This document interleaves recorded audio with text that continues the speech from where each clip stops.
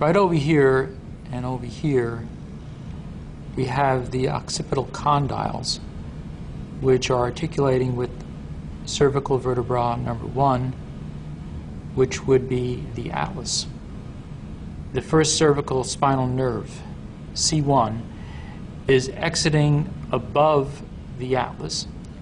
It is a relatively small spinal nerve, and this is where you would have C1 exiting. Then this is C2, this is the axis, and right above it we have spinal nerve C2 exiting.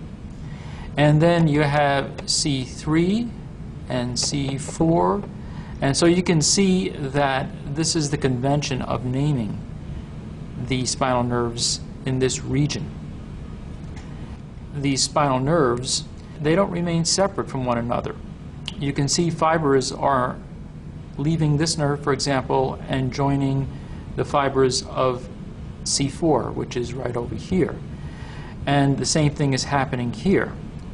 Now what this creates is a network of interconnecting fibers, and this network is referred to as a plexus. Cervical plexus is the result of the fusion of the spinal nerves, essentially the ventral rami, the ventral branches of the spinal nerves as they exit from the intervertebral foramina.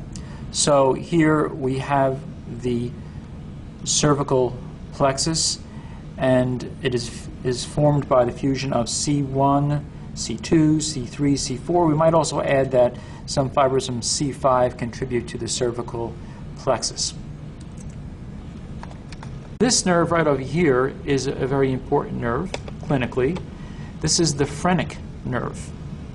Now the phrenic nerve is going to descend into the thorax, and it's going to innervate the diaphragm. So the phrenic nerve is going to control the contractions of the diaphragm muscle.